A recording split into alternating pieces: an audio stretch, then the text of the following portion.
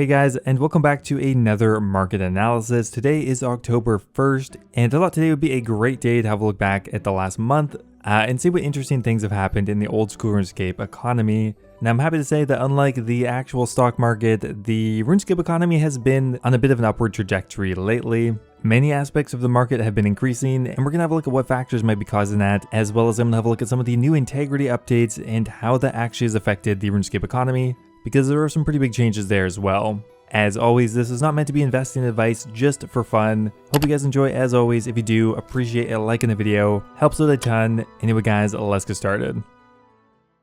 Now starting us off here, I want to have a look at the equipment rebalancing changes that came into the game on September 22nd, because they've had some massive effects on certain items in the economy.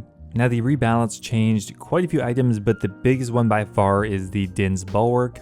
It received by far the most significant change and was already a more expensive rare item. So the Dinn's bulwark got completely reworked. It received much more offensive capabilities while having some of its defensive stats nerfed. But one surefire way to have a look whether the item got nerfed or buffed is to have a look at the price. So here's the price history from the last year for the Dinn's bulwark. It ended up changing on September 22nd. Now previous to that, it was around 5.6 mil. After the change, it jumped up to 7 mil. And ever since that date, it's kind of been jumping up and down a bunch. Around a week later, it crashed, but then immediately jumped back up. Now this is quite a strong indication that players are still trying to figure out the uses of the new Dinn's bulwark. The item received a really interesting effect. Essentially, the more defensive stats you have, the more damage the Dinn's bulwark can do. Previously, you wouldn't really use it as an offensive weapon, but now you can. So some players are testing it out in the Inferno. Some players are using it as a very strong defensive training method, and I think players may still be discovering the potential of the Dinn's bulwark. Now interestingly enough, alongside the Dinn's bulwark, another item that has jumped up because of the item change is the Justiciar armor set.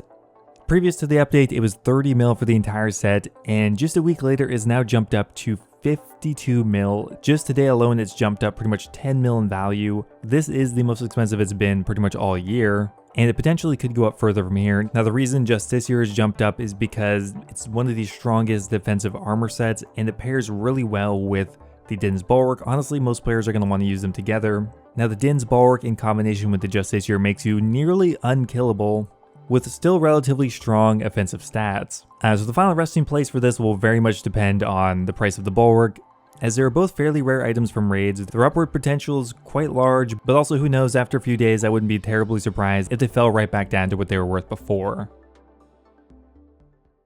Now before I move on with the video, I just want to take a minute to shout out Crumb's store. Now as many of you know, he is a fellow content creator, and he sells these really cool resin cast and 3D printed RuneScape models. For example, there are classics like Jad, Vorkath, and a King Black Dragon, and even right now there are some pre-orders for General Gridor, a really sick looking Bandos figurine.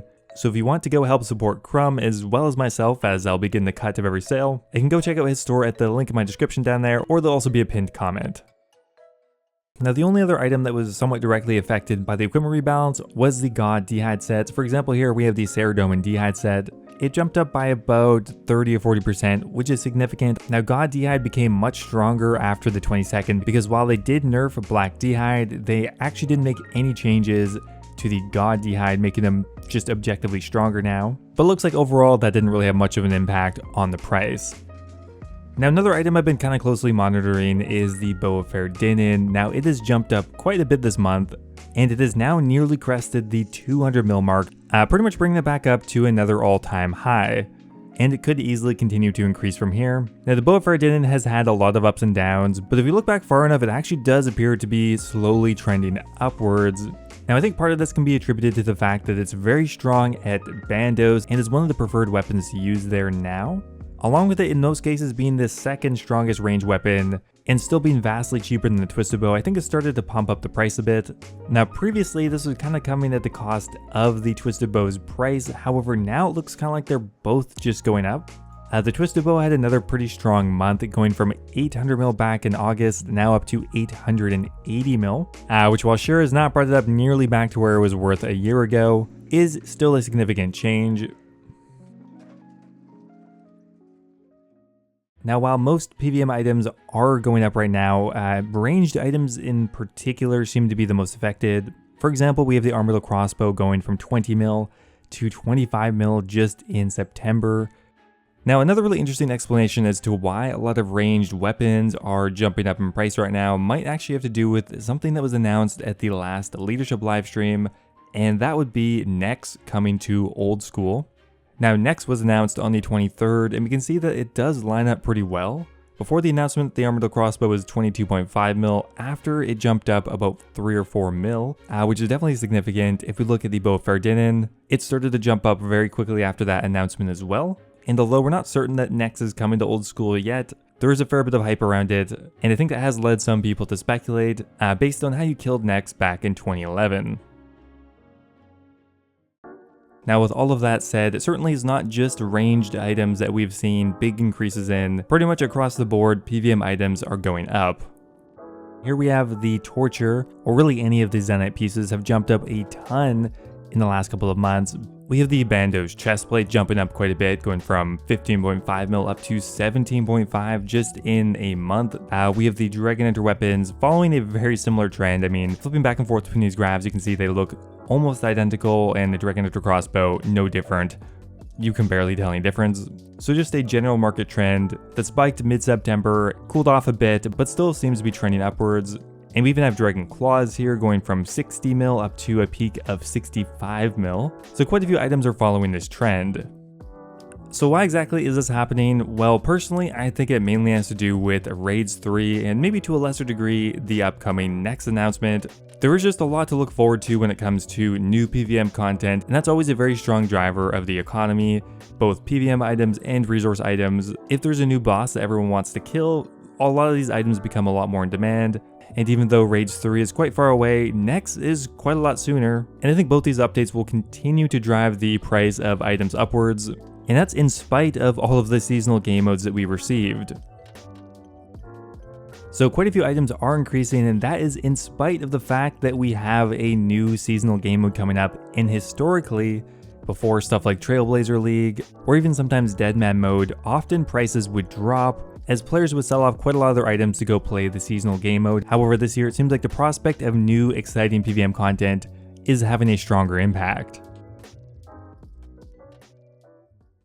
Now, this month has not been kind to every item in the PVM markets. Now, one subset of the market that is not doing super hot, at least if you want to retain item prices, are the Nightmare items.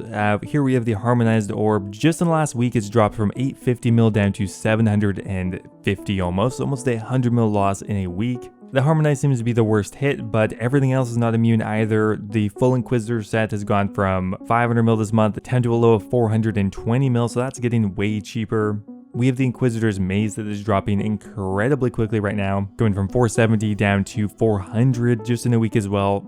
And these are probably the quickest dropping items in the market right now. Now, I think most of that could be attributed to the Fasani's Nightmare release. I think it's becoming common knowledge that the Fasani's Nightmare, at least now and over the last couple of months, has been the best moneymaker in the entire game. I mean, it's listed at the very top of the OSRS money-making wiki page, and it simply is one of the best moneymakers if you average it out over like 1,000 hours or something. So the Nightmare in general is just farmed a ton, and this might be a discussion for another video, but there really just are not that many requirements to kill the Nightmare, or for that matter, the Fasani's Nightmare. A lot of endgame PVM just really doesn't have any hard requirements to it, which clearly in this case has led to a bunch of over-farming. Now, the final item I wanted to have a look at today are bonds. Now, I do look at bonds often, but coming up soon, I expect there to be quite a bit of movement in the price of old school RuneScape bonds. First up here, we have quite a few incentives coming up to make a new account. First up here, we have Group Ironman, which a lot of people are going to make new accounts for. We have leagues, which might bring some people back to the game or make alternative accounts.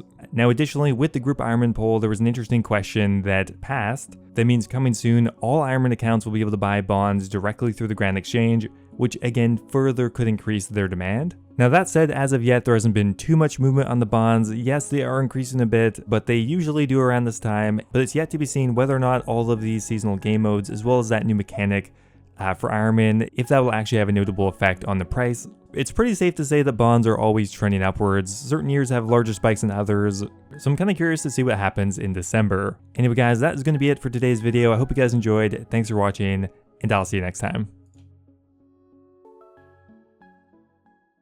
Now, before I go here, I want to give a massive thank you to all of my members over on YouTube. Thanks so much to Sejuani's Flail, The Hybrid, Guy Fox, Timothy Chen, Ocelot, and Kush Patel for all being subscribed at the Dragon tier. You guys, it honestly means so much you guys are willing to support me that much. Thank you. Also, a giant thank you to Base Titch, Mexos, NDM001, and Yo-Yo Sub 89 for being subscribed at the Runite tier. As always, if you guys are looking for another way to support the channel, becoming a YouTube member is an awesome way to do so.